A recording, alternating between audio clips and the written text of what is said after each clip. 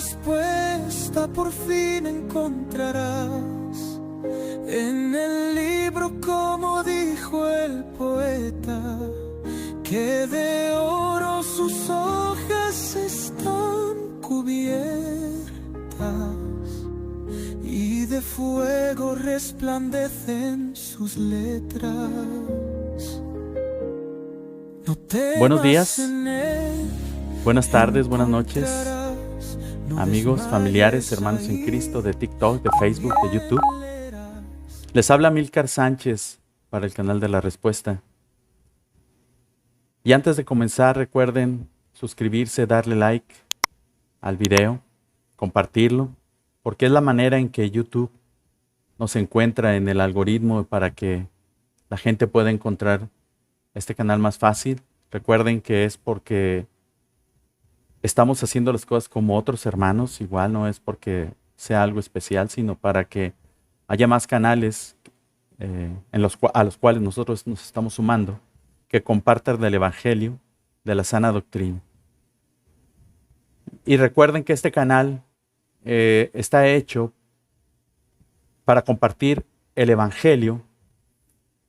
Últimamente también hemos hecho alabanzas que realmente sean escriturales, que tengan base bíblica, que no sean tan superficiales. Pero sobre todo este canal está hecho para el discipulado también y para combatir herejías que muchas veces se comparten en las redes sociales y la gente puede ser confundida. En esta noche vamos a hablar acerca del ataque que está sufriendo la Biblia en las redes sociales, acerca de la inerrancia de la palabra de Dios, que es lo que creemos todos los cristianos, que la Biblia no tiene errores. Recuerden que esta palabra, la inerrancia de la Escritura, se refiere sobre todo a lo que son los manuscritos originales. No se refiere a que en las traducciones no haya errores o aparentes errores. Son errores de traducción, pero realmente los manuscritos originales no contienen errores, tanto en hebreo como en griego. Y este ataque a la inerrancia es un ataque directo de Satanás contra la palabra inspirada y única e infalible que nos ha dado Dios. Y tocó el turno a un católico youtuber muy famoso en decir en un debate contra un cristiano que la Biblia se contradice en Génesis 1, 25 y 27 y Génesis 2, 7 y 19. En estas porciones de la Escritura se habla acerca, en el capítulo 1 y el capítulo 2 de Génesis, se habla acerca de la creación, cómo fue hecha por Dios. Pero abocándonos exclusivamente al versículo 25 y 27 del capítulo 1 y del 7 y 19 del capítulo 2, ahí está hablando del orden en que se realizó la creación. Y este personaje menciona que hay una contradicción en la forma en que fue la creación en el capítulo 1 y 2. Que aparentemente hay una contradicción. Él no dice aparentemente, él jura y perjura que es una contradicción. Pero ¿es verdad esta supuesta contradicción en la Escritura o es una simple perorata sin sentido producida por la ignorancia? Vamos a profundizar en los textos. Vamos a leer primero Génesis 1, 25 al 27. No, perdón. Génesis 1, 25 y 27, que es diferente. E hizo Dios animales de la tierra según su género, y ganado según su género, y todo animal que se arrastra sobre la tierra según su especie, y vio Dios que era bueno. Y en el versículo 27 dice, y creó Dios al hombre a su imagen, a imagen de Dios lo creó, varón y hembra los creó. Aquí vemos en la traducción al español que primero se crea a los animales y luego Dios crea al hombre. En ese orden, primero los animales y luego el hombre. Hay que poner atención en esto. Y luego en Génesis 2, 7 y 19, vamos a leerlo, dice, entonces Jehová Dios formó al hombre del polvo de la tierra y sopló en su nariz aliento de vida y fue el hombre un ser viviente. Y ahora el versículo 19. Jehová Dios formó, pues, de la tierra toda bestia del campo y toda ave de los cielos, y las trajo a Adán, para que viese cómo los había de llamar, y todo lo que Adán llamó a los animales vivientes, ese es su nombre. Aquí el hombre fue formado primero que los animales, lo podríamos entender así, según el texto en español. El problema radica en que el texto, si realmente vemos una contradicción, debemos, cuando menos, tener la responsabilidad de estudiarlo en el idioma original, y no solamente en el idioma original, sino que también debemos de ver el contexto en el que se hace. Su gramática también. En Génesis 1:25, la palabra que se usa en hebreo es hizo vayas, o sea, viene del hebreo vayas, y este se origina de la palabra en hebreo asá. Esta palabra está en consecutivo imperfecto. Y luego también viene la palabra, cuando dice hizo, se refiere a los animales, en el capítulo 1, versículo 25-27. Hizo vayas Dios a los animales de la tierra según su género. Y después en el versículo 27 dice, y creó. Aquí la palabra en hebreo para creó es vayivra, que esta se origina de vará, crear, creó. Las dos palabras quieren decir creó. La diferencia, al igual que en el versículo anterior, es que creó también está en consecutivo imperfecto. Las dos palabras están en consecutivo imperfecto. En el versículo 25 vemos que dice, hizo a los animales en consecutivo imperfecto. Y en el versículo 27 dice, y creó otra vez también en consecutivo imperfecto. ¿Qué quiere decir esta palabra que dice que está en consecutivo imperfecto? Este es un modo en el idioma del hebreo, por eso les digo que debe de analizarse el texto desde la lengua original en que fue escrita. Y esto significa que esta acción se realizó en el pasado y se terminó, y además lleva una secuencia, ya sea relacionado con la acción anterior o que se realizará enseguida, una acción realizada en este acto, es decir, lleva una secuencia, como lo vemos en el capítulo 1, primero las aguas, luego los cielos, y luego secó la tierra, y luego lo seco de la tierra, y luego las aguas, los mares, luego las lumbreras, y luego las aves y los seres humanos. Y en los pasajes en los versículos que nos estamos dedicando, los animales terrestres, que es el versículo 25, y finalmente el hombre, que es en el versículo 27. Hay que poner atención que estos dos últimos forman parte del día sexto. Todo este capítulo 1 está hablando de manera explícita de cómo se hizo la creación y en el orden en el que se hizo.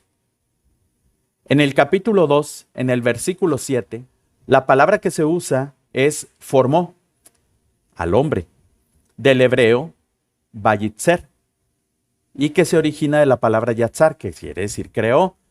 ¿Por qué se ve diferente la palabra al igual que en los textos anteriores? Porque también vayitzar está en un consecutivo imperfecto. Como ya habíamos dicho, lo que indica que hay una secuencia que proviene de algo o va hacia algo. En el versículo 19, la palabra formó es la misma palabra que se utiliza en el versículo 7, vayitzer, que viene de yatzar. Está en la misma forma, en consecutivo imperfecto, que indica una acción que se realizó en el pasado, pero que tiene una continuidad, ya sea antes de un evento o después de un evento, como lo vimos en la lista que pusimos del capítulo 1.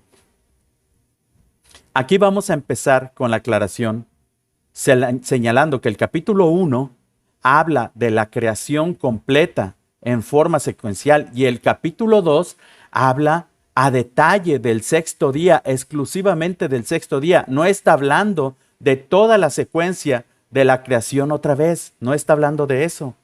Así que el capítulo 2, en este capítulo 2, en el versículo 7, forma al hombre, y en el versículo 19 indica que también los animales fueron formados en algún momento en el pasado. Para lo cual debemos considerar el contexto de todo lo escrito y como lo enseña la hermenéutica, ¿qué fue lo que quiso decir el autor? Es bien importante este punto. ¿Qué fue lo que quiso decir el autor? Aquí debemos de entender que es casi imposible que el autor se contradijera apenas en 2 capítulos, en el capítulo 1 y luego escribió el capítulo 2 y lleva a tener una contradicción. Es algo que acaba de escribir y que nadie en todo este tiempo le hubiera hecho una corrección después de haberse equivocado. ¿No es eso absurdo? Pareciera que el personaje este de YouTube, el que lo criticó, critica la Biblia, piensa que las personas de antes eran tontas, no sé, por ignorancia de pensar que vivían como cavernícolas. Pero eran personas inteligentes. Algunos incluso piensan que las personas de antes eran más inteligentes que las de ahora. Solo que hemos ido perdiendo la habilidad de pensar. Eso es lo que algunos piensan, no es una opinión mía, ni tampoco es un dogma.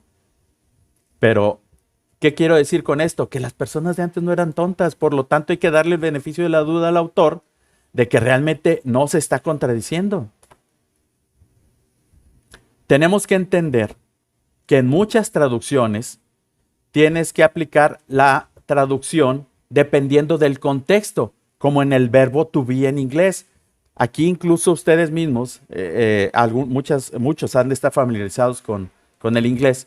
El verbo to be, que es el más básico, es el verbo ser o estar. Yo preguntaría, ¿cómo saber si es ser o estar? ¿Cuál es la correcta? Las dos son correctas. Las dos son correctas. Puede ser ser o estar dependiendo del contexto. Entonces, por ejemplo, si tú dices, yo soy Amílcar, bueno, estás hablando de una persona, o yo soy un oficio. Ahí el verbo to be quiere decir yo soy. Pero ¿cómo sabemos que puede ser que quiera decir estar? Porque tú vas a decir, yo estoy en Acapulco, yo estoy en un lugar, yo estoy en Marte. Ahí sabes que está hablando realmente de ser o estar. Sí puedes diferenciar dependiendo del contexto. Entonces, ¿qué aplica en este caso? Para lo que es el consecutivo imperfecto, puede traducirse también con el pluscuamperfecto, aplicando pluscuamperfecto. ¿Qué quiere decir pluscuamperfecto? Que significa que la acción se realizó en el pasado antes que sucediera la acción anterior. Es decir, la traducción correcta no es formó, sería había formado. Podrás decir, wow, vos te lo sacaste de la manga, che. Vas a decir así, quizás, pero no me lo saqué de la manga. Ya hay traducciones que así lo hacen, aplicando el pluscuamperfecto. Dice, pues en la nueva versión internacional así lo traduce. Vamos a ver, en la nueva versión internacional dice, que es la New International Version, dice, Now the Lord God had formed. En español es, ahora el Señor Dios había formado de la tierra. Había formado. Así lo traduce la nueva versión internacional en inglés. Ahora el Señor Dios había formado. Y lo que sigue, de la tierra a toda bestia. Esto quiere decir que cuando el hombre fue formado, Dios ya había formado a los animales y ya estaban ahí antes que el hombre.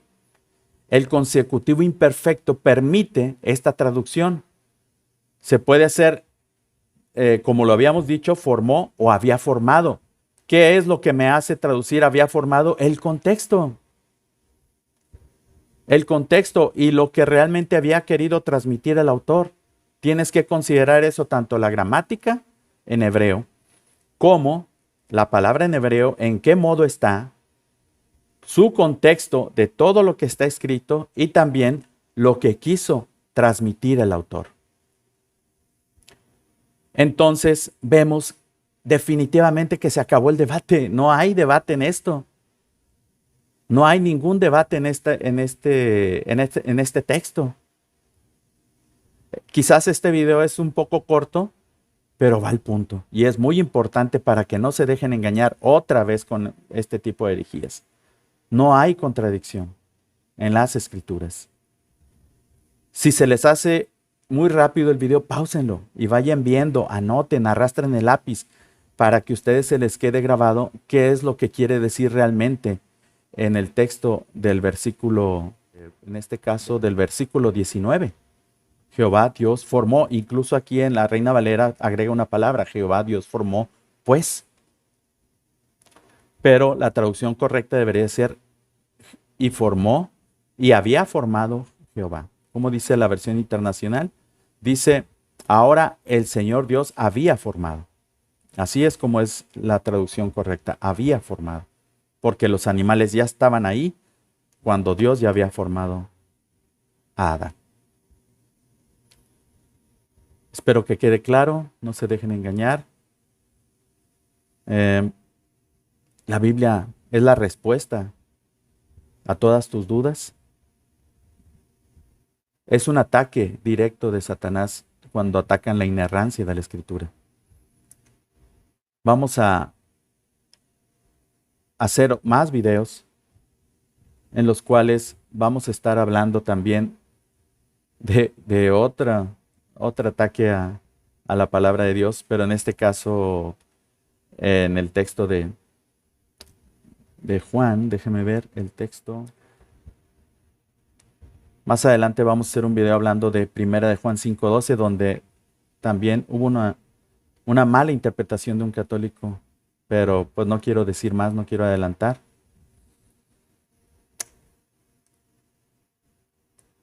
La respuesta que andas buscando para tu vida, ya sabes que está en la palabra de Dios. Ahí vas a encontrar la vida eterna porque Cristo lo avaló, Cristo vino. No hay discusión de que Cristo se presentó, que es un personaje histórico. Eso ya no hay discusión por ningún lado, en ningún erudito, sea cual sea su creencia o su no creencia, saben que Cristo es un personaje histórico y Cristo fue respaldado por los apóstoles y por sus discípulos que dieron su vida por él, porque lo vieron resucitar y dieron testimonio de ello. Así que no tengas miedo y sigue al Señor Jesucristo para que seas salvo tú y tu casa. Esa es la invitación que te hace Cristo. No creas en los ataques que se están dando hacia la Escritura por gente que realmente es ignorante. Y algunos incluso no son ignorantes, pero con tal de defender a su religión, prefieren atacar a la Biblia. Muchas gracias por su atención. Espero que les sea de bendición este mensaje. Y que tú tengas toda la confianza de que la Escritura es la palabra de Dios. Por eso presentamos la defensa, para que tú te acerques confiadamente a la Escritura, a sabiendas de que fue avalada por Cristo, quien vino en el primer siglo, y que es avalado por todos los historiadores que Él vino, y sus discípulos dieron testimonio y dieron la vida por Él porque lo vieron resucitar. Lo vieron morir en la cruz del Calvario por ti y por mí. Y vieron cómo resucitó y por eso se atrevieron a dar la vida por Él y a arriesgarlo todo, a dar el todo por el Señor Jesucristo. Y por eso tenemos la Escritura hoy en día. Es muy fácil para personajes que están tomándose un café y un pan detrás de un escritorio, criticar la Biblia cuando ésta costó sangre a los discípulos para que la tengamos hoy en día aquí. La Escritura es la única fuente confiable e infalible que nos ha dejado Dios para encontrar todas las respuestas. Ya sabes que este canal no es la respuesta, ni los demás canales tampoco. La respuesta para tu vida diaria incluso, y para tu vida eterna, la vas a encontrar en la palabra de Dios. Dios les bendiga. Muchas gracias.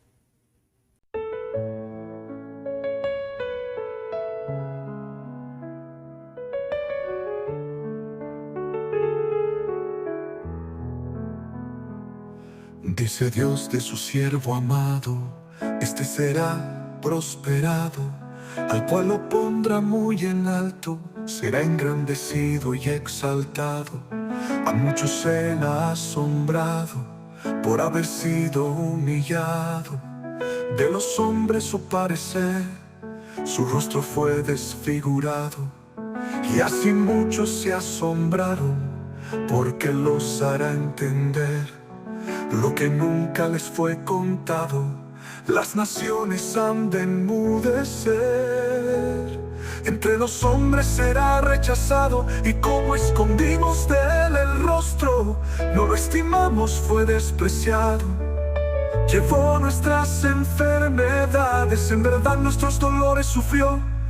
Fue herido por nuestras rebeliones, por su llaga nuestra vida curó. El precio de nuestra paz él cargó, porque de él nuestra vida se desvió, y dio su vida en sacrificio para librarme de la condenación. En angustia fue sumergido, y a pesar de ser afligido, en silencio bobo permanecido. Con injusticia lo ejecutaron, en lugar mío él fue herido. Con impíos lo sepultaron, aunque inocente haya sido. El Señor quiso quebrantarlo, sujetándolo a padecimiento, para expiación por el pecado. El ungido ha resucitado, la voluntad de Dios ha triunfado. Verá el fruto de su aflicción, y al final quedará satisfecho.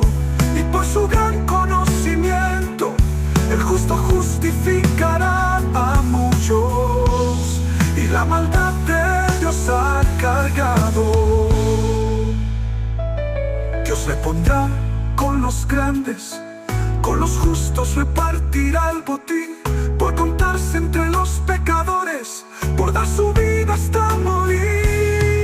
El ungido ha resucitado, la voluntad de Dios ha triunfado. Alabado seas mi Cristo, porque me viniste a redimir, y las dificultades soporto por la esperanza